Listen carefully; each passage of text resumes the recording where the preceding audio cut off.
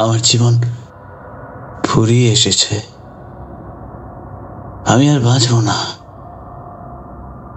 কিন্তু মরার আগে তোমায় কয়েকটা কথা বলে যেতে চাই। আমি কখনোই মৃতদেহদের ভয় পাইনি।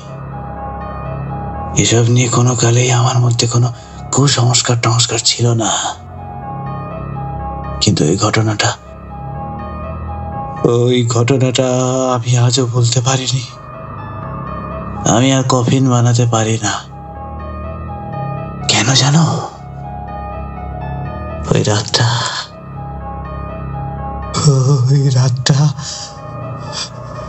রাতটা আমাকে আজও তাড়া করে বেড়ায়। আমি জানি আমার কথা হয়তো কেউ বিশ্বাস করবে না, কিন্তু তবু আমাকে বলতেই হবে ওই রাতটার কথা বলতেই হবে। আমাদের এবারের নিবেদন এইচ.পি. লাভক্রাফটের লেখা ইন দ্য ভল্ট। এই গল্পটি দুর্বল হৃদয়ের মানুষদের জন্য নয়। এইচ.পি. লাভক্রাফটের জন্ম 1890 খ্রিস্টাব্দের 20 অগস্ট মার্কিন যুক্তরাষ্ট্রের রোডস আইল্যান্ডে। তার রচনার বিষয় ছিল মূলত ভূতের গল্প, রহস্য রোমাঞ্চ ও কল্পবিজ্ঞান। অনেকে তাকে বিংশ শতাব্দীর অন্যতম শ্রেষ্ঠ ভূতের এবং আতঙ্কের গল্পের লেখক হিসেবে চিহ্নিত করেন। 1932 সালে এই গল্পটি দ্য উইয়ার্ড টেলস পত্রিকায় প্রকাশিত হয়। গল্পটি লেখকের কল্পনাপ্রসূত। গল্পে ভূত প্রেতের উল্লেখ থাকলেও তা আছে শুধুমাত্র গল্পের রোমাঞ্চকর পরিবেশ তৈরির উদ্দেশ্যে। কোন রকম অন্ধবিশ্বাস বা কুসংস্কারকে গুরুত্ব দেওয়া এই অডিও বুকের উদ্দেশ্য নয়। বার্চের চরিত্রে সবুজ বর্ধন, আবহ ও শব্দ নিয়ন্ত্রণ অরিজিৎ পাল, শব্দগ্রহণ গল্প পাঠে ডাক্তার ডেভিসের চরিত্রে ও পরিচালনায় সৌভিক সাহা। শুরু হচ্ছে এইচ.পি. লাভক্রাফটের গল্প ইন দ্য ভল্ট। এরকম আজ কবি আর কখনো কিছু শুনেছি বলে তো মনে পড়ে না। একজন সাধারণ মানুষের মনে এরকম একটা অদ্ভুত জিনিস বাসা বেঁধেছে তা ভাবাও যায় না। আমেরিকার গ্রাম্য পরিবেশ, কবরখানার একজন মাথামোটা অলস কর্মচারী আর তার ভুলে ঘটে যাওয়া একটা দুর্ঘটনা।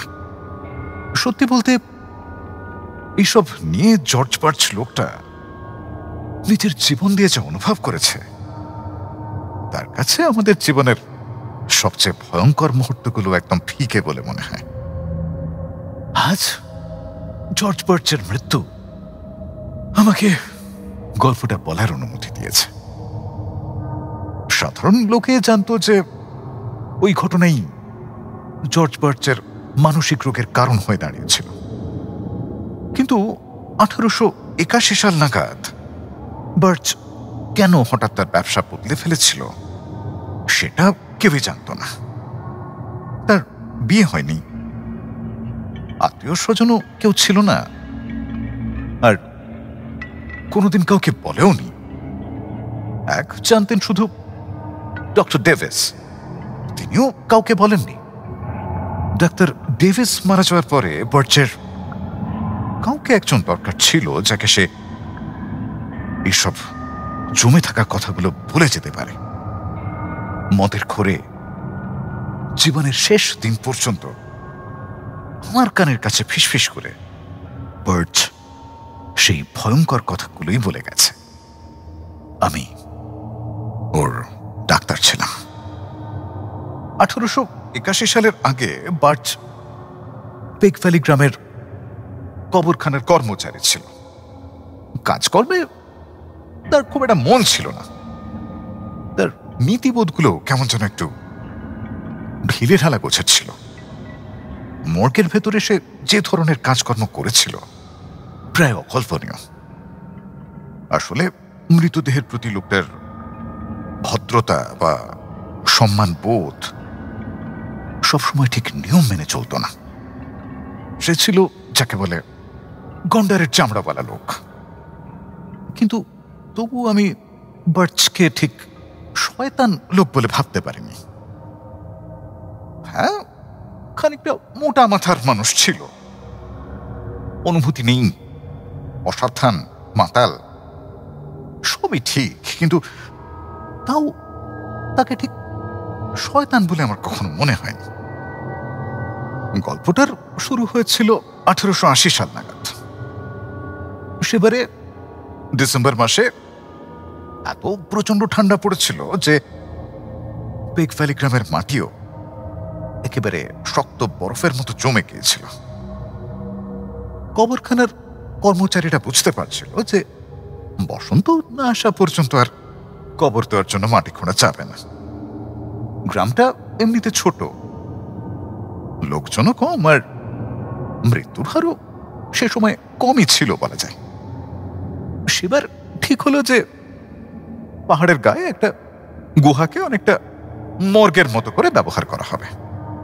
বার্চের দায়িত্বে যে দেহগুলো রাখা ছিল তাদের একটা ক্ষণস্থায়ী ব্যবস্থার জন্য সেই মর্গের মধ্যে রাখার বন্দোবস্ত করা হলো। বার্চ ছিল সেই মর্গের একমাত্র কর্মচারী। সে একে অলস প্রকৃতির লোক, তার উপর ওই প্রচন্ড ঠান্ডা। বার্চ একেবারে জবুথবু হয়ে গিয়েছিল। হাঁটতে চলতে কফিনগুলোতে বারবার ঠোকা খাচ্ছিল, মর্গের দরজার পাল্লা দুটোকে দড়াম দড়াম করে বন্ধ করছিল। শেষে দেখতে দেখতে বসন্ত এসে পড়ল। অনেক খাটাখাটনি করে কবরখানায় 9খানা কবরও খোঁড়া হলো। যে দেহগুলো ওই আপৎকালীন মর্গের মধ্যে রাখা হয়েছিল তাদের অন্তিম সংস্কারের জন্য। এপ্রিল মাস, সেদিন সকাল থেকে খুব দুর্যোগ। ঘন মেঘ করে বৃষ্টি পড়তে আরম্ভ করল। বার্চ তার জড়তা কাটিয়ে উঠে কাজ করতে শুরু করে দিল, কিন্তু বৃষ্টিতে বিরক্ত হয়ে তার ঘোড়াটা এমন গন্ডগোল পাকালো যে দুপুরের আগেই কাজ বন্ধ করে দিতে হলো। সেদিন একটাই মাত্র কবর দিতে পারল। বার্চ ঠিক করে রেখেছিল যে পরের দিন ম্যাথিউ ফেনারকে কবর দিয়ে সে তার কাজ শুরু করবে, কিন্তু নিয়তির টানে 3 দিনের আগে সে কাজে হাত দিতেই পারল না। 15 তারিখ গুড ফ্রাইডের দিন সে তার ঘোড়ার গাড়িটা নিয়ে আস্তে আস্তে পাহাড়টার উপরে উঠল। ভাবল, ম্যাথিউ ফিনারের কফিনটাকে আজই কবর দিয়ে দেওয়া যাক। এমনিতে গুড ফ্রাইডের দিনে কাজ করা উচিত নয়, কিন্তু সে ওসব মানত না। তার উপরে একটু মদও খেয়েছিল, যদিও জীবনের শেষের দিকে মদ খেয়ে মাথা গুলিয়ে ফেলার অভ্যাস তার তখনও হয়নি, তবু মদ খেয়েছিল। বার্চ বলেছিল, আমার মাথাটা শুধু একটু ঝিমঝিম করছিল, আর আমার ওই এলোমেলো গাড়ি চালাবার ধরনে ঘোড়াটা যেন থেকে থেকে খেপে উঠছে, খুব চিৎকার করছিল। কোন রকমে গাড়িটাকে টানতে টানতে পাহাড়ের কাছে নিয়ে এসেছিল। সেদিন আর আগের দিনের মতো বৃষ্টি ছিল না, কিন্তু পাহাড়ের কাছে আসতেই একটা দমকা হাওয়ায় টিলাটাকে যেন একদম নাড়িয়ে দিয়ে চলে গেল। চেম্বারের ভারী লোহার দরজাটা ঠেলে ভেতরে ঢুকতে ঢুকতে বার্চ ভাবছিল, যাক বাবা, তাড়াতাড়ি এসে গেছি।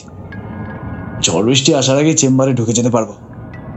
অন্য কেউ হলে হয়তো সাথে দুর্গন্ধে ভরা মর্গের ভেতরে আশ্রয় নেওয়ার কথা ভাবতেও পারত না, যেখানে অন্তত 8খানা ভর্তি কফিন ছড়িয়ে ছিটিয়ে পড়েছিল।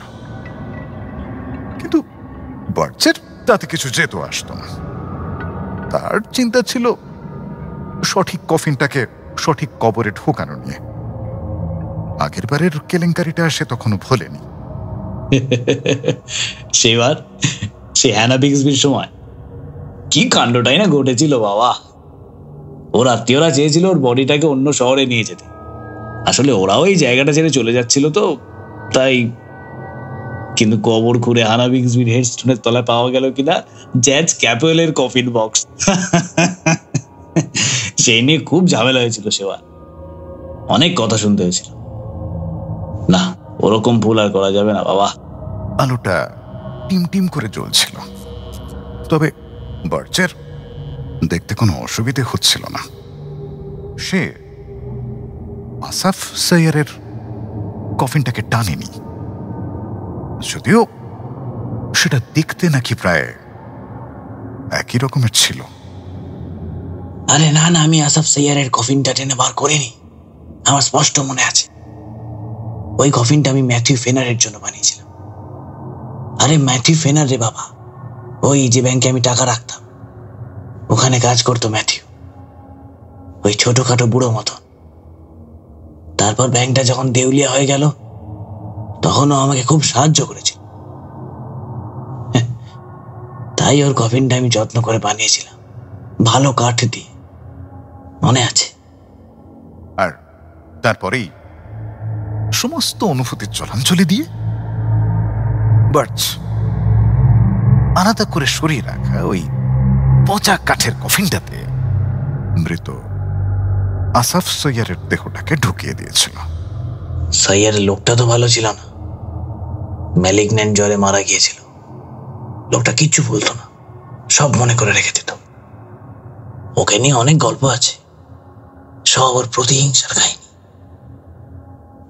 ওকে এই পচা কাঠের বাক্সটাই দিয়েছিলাম। আসাফের প্রতি বার্চের কোনো সহানুভূতি ছিল না। একটা ফেলে রাখা, মাপ না নিয়ে তৈরি করা কাঠের কফিনে তার মৃতদেহটাকে ঢুকিয়ে দেওয়ার পরেও তার বিন্দু মাত্র অনুশোচনা হয়নি। সেদিন যেই সে ম্যাটের কফিনটাকে বেছে নিয়েছে, অমনি একটা জোর হাওয়া উঠে ঘরের দরজাটা তাড়াম করে বন্ধ হয়ে গেল। আর তাতে সেই বদ্ধ চেম্বারের ভেতরটা আগের চেয়েও বেশি অন্ধকার হয়ে গেল। কয়েক মুহূর্ত ভ্যাবাচাকা খেয়ে বার্চ হাতড়ে হাতড়ে দরজার দিকে এগোতে লাগলো। দরজার উপরে শিক লাগানো হাওয়া চলাচলের একটা সরু জায়গা ছিল, সেখান দিয়ে একটা সরু আলোর রেখা এসে পড়েছিল। সেই মরা আলোতে বার্চ দরজার ওই জং ধরা হুড়কোটা ধরে টানাটানি আরম্ভ করে দিল। দরজার লোহার পাল্লাটায় দড়াম দড়াম করে ধাক্কা দিতে লাগলো।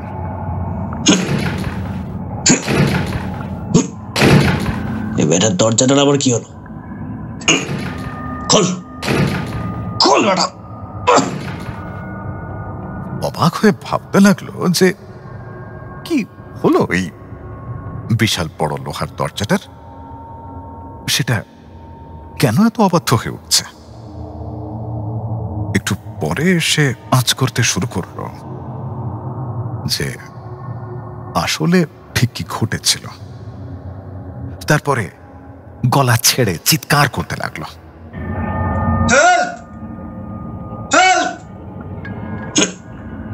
কেউ আছে? গুড ফ্রাইডের বিকেলবেলা, জনহীন প্রান্তর, মানুষের আসার সম্ভাবনা এতই কম যে বার্চেরও যেন নিজেরই মনে হচ্ছিল সে যেন এই অদ্ভুত আশায় চিৎকার করছে যাতে বাইরে থেকে তার ঘোড়াটা শুধু চিৎকার করা ছাড়াও আর কিছু করতে পারে। আসলে বহুদিনের অযত্ন আর অবহেলায় দরজার হুড়কোটা ভেঙে গিয়েছিল।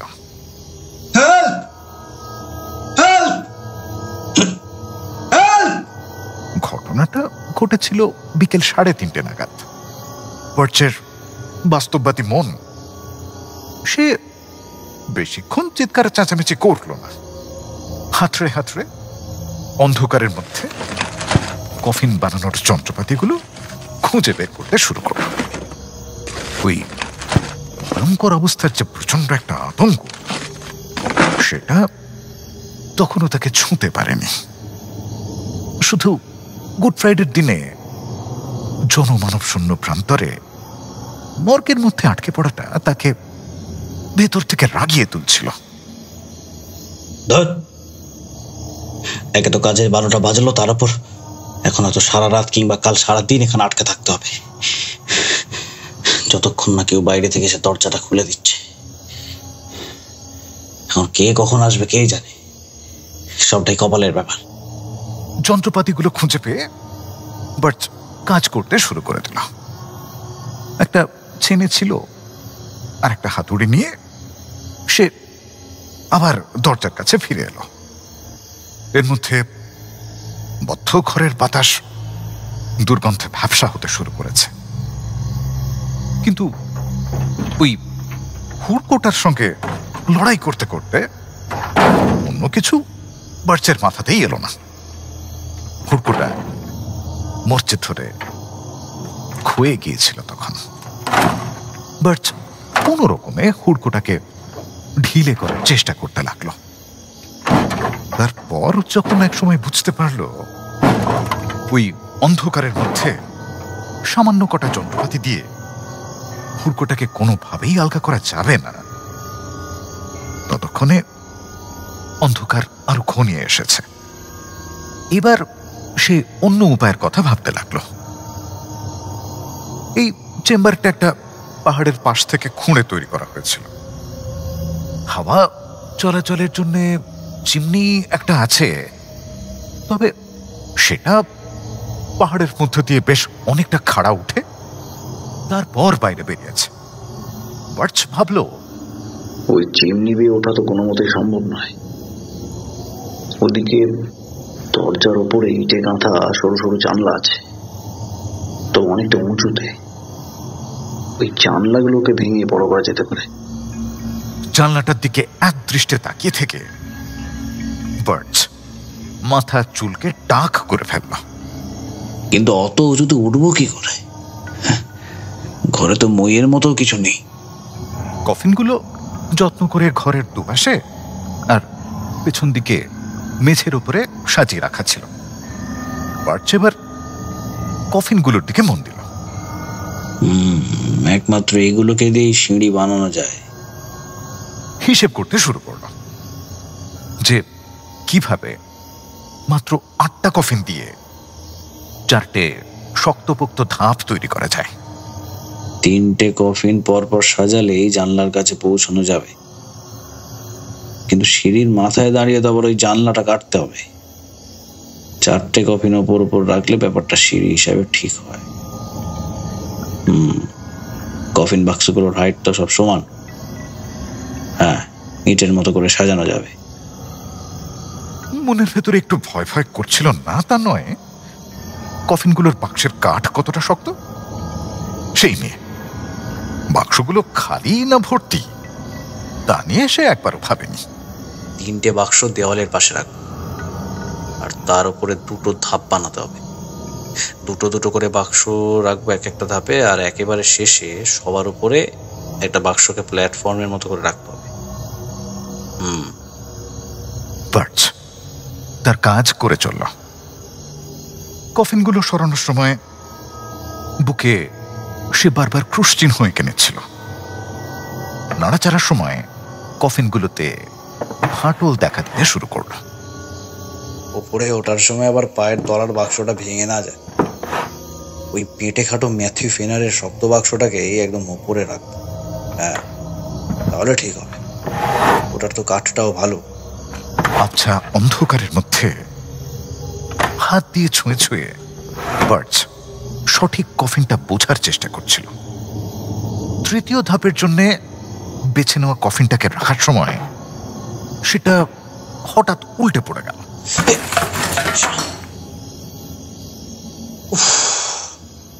কোনো মতে কফিনগুলোকে একের ওপর এক সাজিয়ে এক সময় বার্চ তার ওপরে ওঠার সিঁড়ি তৈরি করে নিল।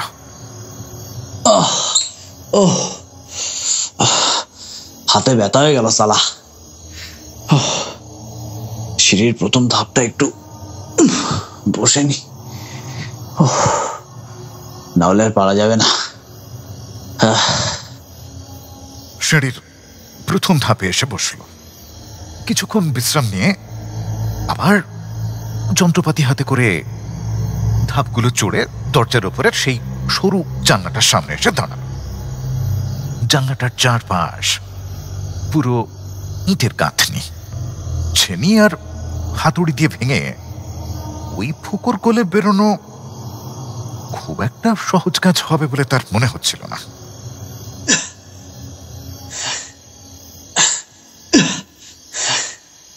হাতুড়ির বাড়ির শব্দ আরম্ভ হতেই বাইরে বার্চের ঘোড়াটা চিৎকার করে ডাকতে আরম্ভ করল। বেটা আমার সাহস দিচ্ছে না, আওয়াজ দিচ্ছে কে জানে। ইটের গাঁথনিটা এত ভয়ঙ্কর শক্ত লাগছিল যে বার্চের শেষ আশাটুকুর উপরেও যেন হাতুড়ির ঘা এসে পড়ছিল। কত শক্ত রে ভাই, ভাঙতে ভাঙতে তো বুড়ো হয়ে যাবো মনে হচ্ছে।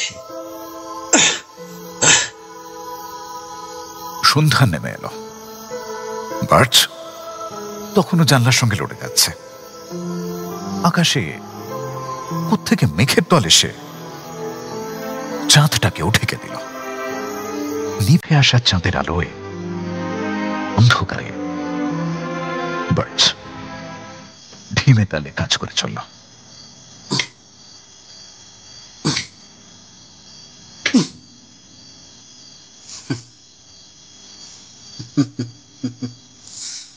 মাঝরাতের আগেই হয়ে যাবে। ওই অলৌকিক পরিবেশের আতঙ্ক তখনও তাকে গ্রাস করতে পারেনি। বিশ্রী ভুতুড়ে পরিবেশ, অদ্ভুত সময়, তার পায়ের নিচের কফিনের ভেতরে থাকা তার ওপারের বন্ধুরা তাকে যেন ছুঁতে পারছিল না। মাঝে মধ্যে ইটের টুকরো যখন ছিটকে এসে তার নাকে মুখে লাগছিল, বার্চ কাকে অভিশাপ দিচ্ছিল সে নিজেও জানে না।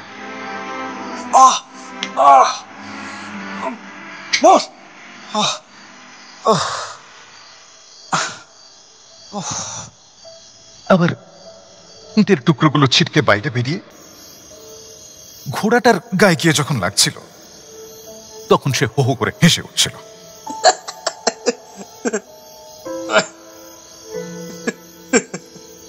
তখন প্রায় মাঝরাত। বার্চ ঠিক করল এবার সে জানলা গলে বেরোতে পারবে। অনেকবার থেমে থেমে বিশ্রাম নেওয়া সত্ত্বেও সে তখন একেবারে ক্লান্ত আর ঘেমে নিয়ে উঠেছিল। বাইরে লাফিয়ে বেরোনোর আগে সে একবার কফিনের ধাপগুলো বেয়ে নিচে নেমে এলো। একদম নিচের কফিনটার উপরে বসে শেষ লড়াইয়ের শক্তি সঞ্চয় করে নিচ্ছিল।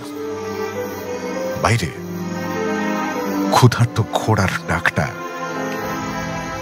যেন প্রায় ভুতুড়ে শোনাচ্ছিল। ভগবান, এই চিৎকারটা থেমে যাক প্লিজ।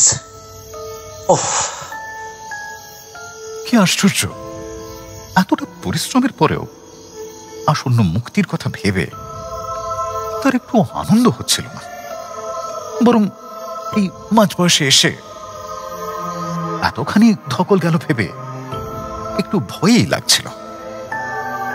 বার্চ আবার কফিনের সিঁড়ির ধাপে উঠতে আরম্ভ করল। নিজের ওজন তার নিজের কাছে খুব বেশি বলে মনে হচ্ছিল। এতক্ষণে তার শরীরের চাপে কফিনগুলো প্রায় ভেঙে পড়েছে। যখন একদম ওপরের কফিনটার ওপরে উঠল তখন সে শুনতে পেল তার পায়ের নিচে কফিনের ডালাটা কড় কড় শব্দ করে ভাঙছে। হঠাৎ ওপরের কফিনের ঢাকনাটা ভেঙে গিয়ে তার সমস্ত শরীরটা 2 ফুট নিচে নেমে এলো।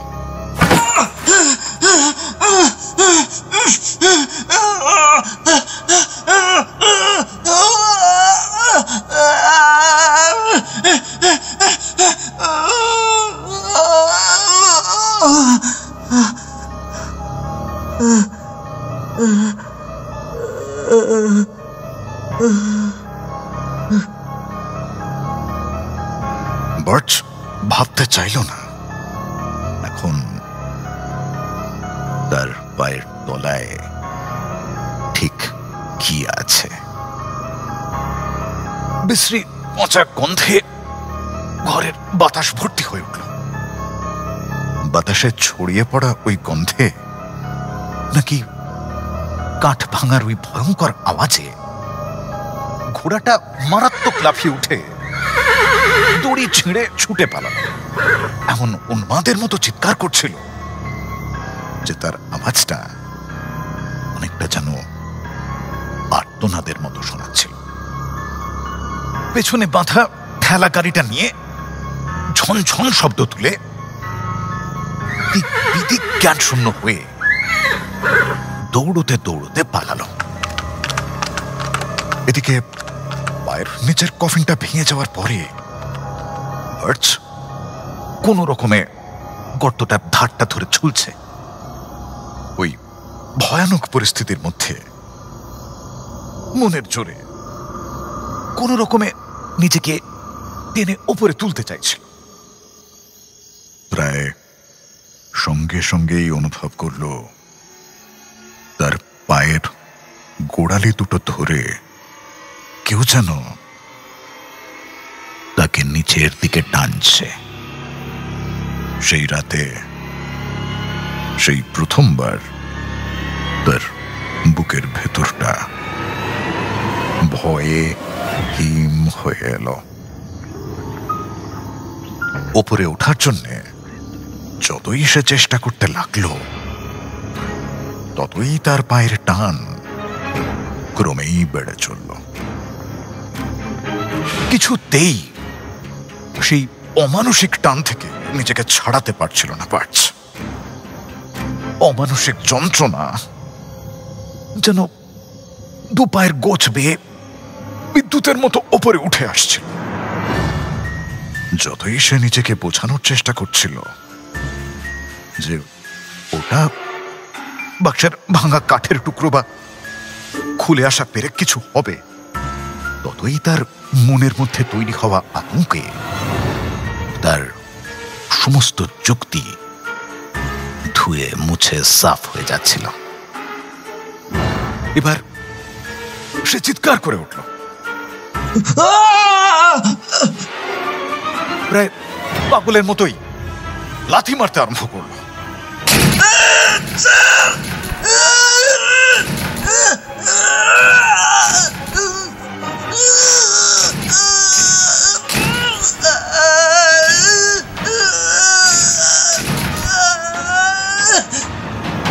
ক্রমশ তার চেতনা ঘন অন্ধকারে ডুবে যাচ্ছিল।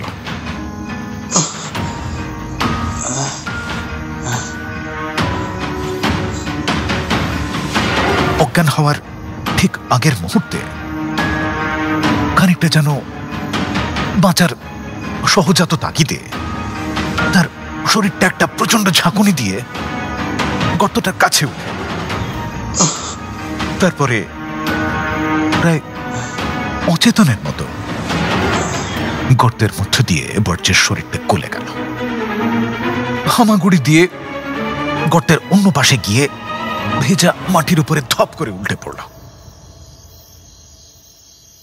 হাঁটার ক্ষমতা তার ছিল না। ক্রমশ তার চলার গতি কমে আসছে, শরীর আর সঙ্গ দিচ্ছে না। একা হামাগুড়ি দিতে দিতে ভয়ে আত্মরা অবস্থায় সে কিভাবে কোনো মতে কবরস্থানের পাশের বাড়িটায় গিয়ে পৌঁছল তা সে নিজেও জানত না।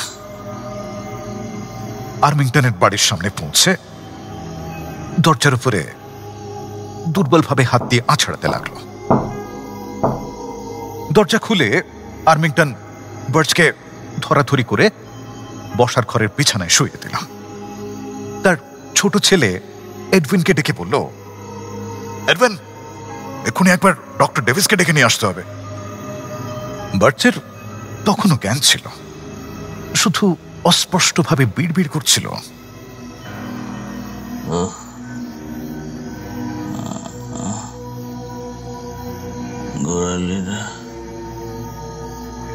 গোড়ালিটা দেখো একবার।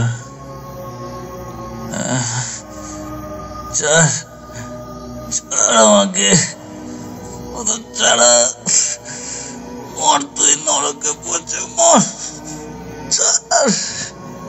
ছাড় আমাকে।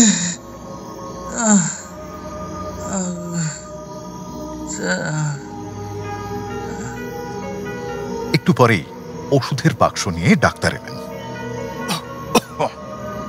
কি হয়েছে বলো তো? এত রাতে হঠাৎ?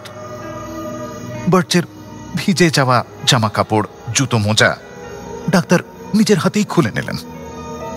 গোড়ালির উপরে বিভৎস ক্ষত, পায়ের টেন্ডনটা প্রায় ছিঁড়ে যাওয়ার জোগাড়। ডাক্তারও হতভম্ব হয়ে গেলেন। বার্চ, কিভাবে হলো এটা?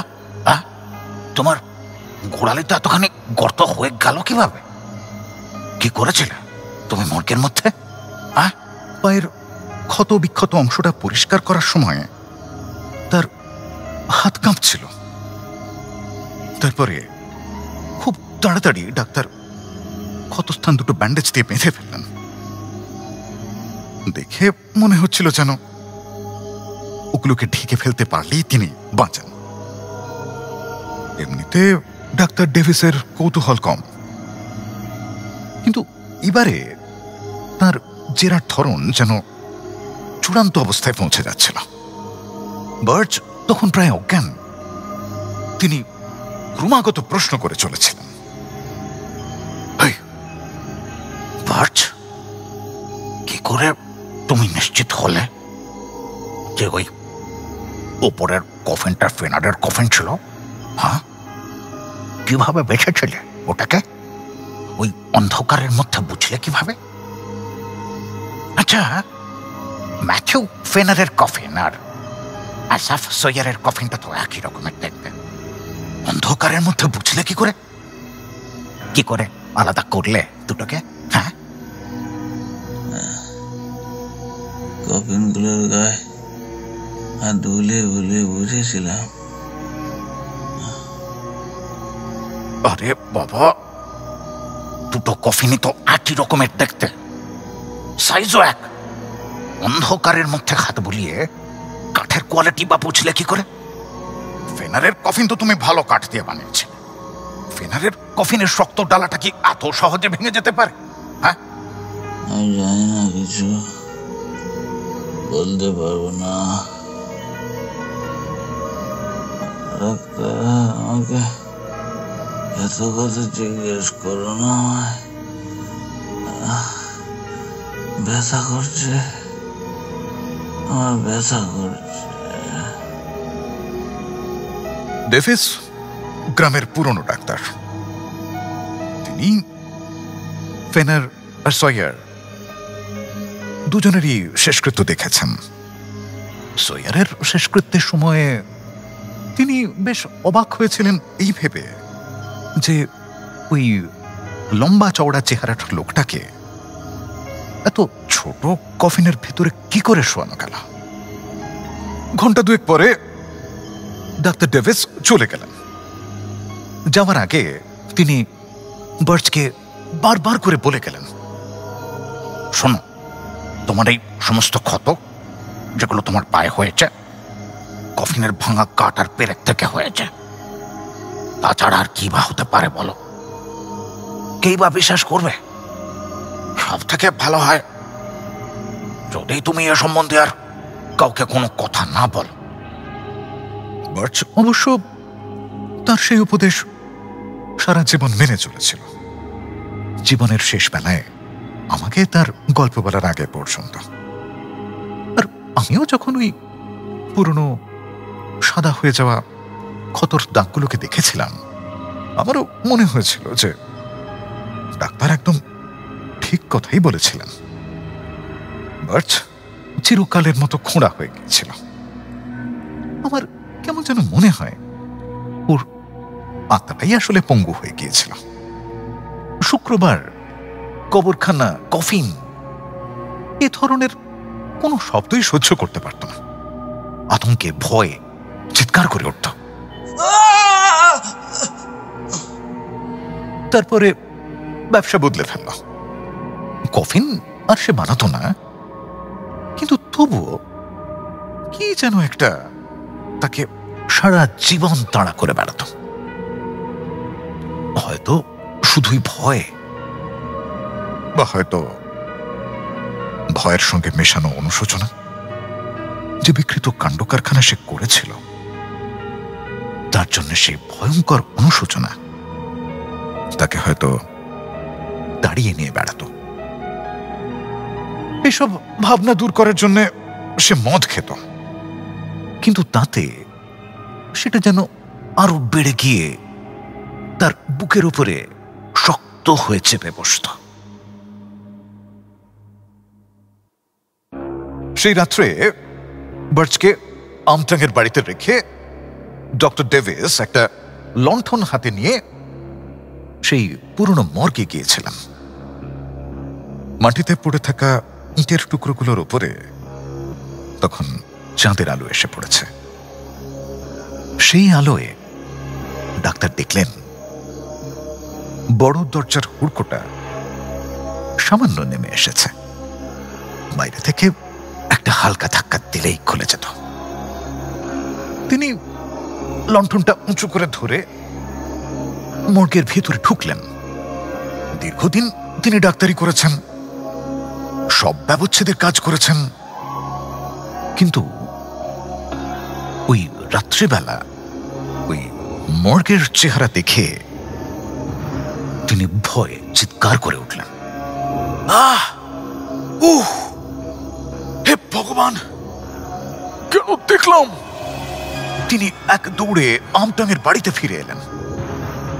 ডাক্তারের সমস্ত নিয়ম ভেঙে চিৎকার করে বার্চকে তার গোটা শরীর ধরে ঝাঁকুনি দিতে লাগলেন। ওটা আসাফের কফিন ছিল। আমি যা ভেবেছিলাম সেটাই ঠিক। ওর দাঁতগুলো আমি দেখেছি, আমি চিনি ওগুলো। ওর উপরের চোয়ালের সামনের পাটির একটা দাঁত ভাঙা, আমি জানি। আর তোমার পায়ের এই ক্ষতটা এটাই সেটা প্রমাণ করে দিচ্ছে। ওর দেহটা প্রায় নষ্ট হয়ে গেছে, কিন্তু মুখে যে আক্রোশ আমি দেখলাম তার আগে কখনো দেখিনি। তুমি তো জানো বার্চ, ও কিরকম ভয়ঙ্কর লোক ছিল। মনে নেই সেই জমির বাউন্ডারির ঝামেলা? ও 30 বছরও ভোলেনি। পুরো রেমান্ডকে প্রায় শেষ করে দিতে বসেছিল। আর 1 বছর আগে ওই বাচ্চা কুকুরটা ওকে আছড়ে দেওয়ার জন্য গত বছর তাকে পিছে মেরে ফেলতে চেষ্টা করেছিল। তুমি কেন এটা করলে বাচ? আমি জানি লোকটা বজ্জাত ছিল, ঠিক আছে। ওকে একটা ফেলে রাখা কফিনে ঢুকিয়েছ বলে আমি তোমাকে দোষ দিচ্ছি না, কিন্তু তুমি একটু বেশি বাড়াবাড়ি করে ফেলেছ। তুমি তো জানতে ম্যাথিউ কত পেটে কাটা ছিল, জানতে না তুমি ম্যাথুকে? হে ভগবান, কেন দেখতে গেলাম আমি? কি করে ভুলবো ওই দৃশ্য? তুমি জানলা ধরে ওঠার সময় একটু জোরে লাথি মেরেছিলে। আসাফের কফিনটা মাটির উপরে পড়ে গিয়েছিল, মাথাটা ভেঙে টুকরো হয়ে গেছে। হে ঠিক আছে, সেসব তো আমি আগেও দেখেছি, কিন্তু ওখানে আরো কিছু ছিল বার্চ, আরো কিছু ছিল। তুমি যা করেছো, an eye for an eye, birch, তুমি তোমার যোগ্য সাজাই পেয়েছ। কি করে করতে পারলে তুমি? হ্যাঁ, ওই ছোট ওইটুকু কফিনের ভেতরে অত বড় লম্বা লোকটার দেহটাকে শোয়ালে কি করে? আসাফের পা দুটো গোড়ালি থেকে কেটে। শুনলেন এইচপি লাভক্রাফটের লেখা ইন দ্য ভল্ট।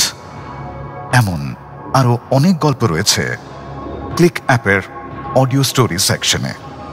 দেখুন, শুনুন, সঙ্গে থাকুন।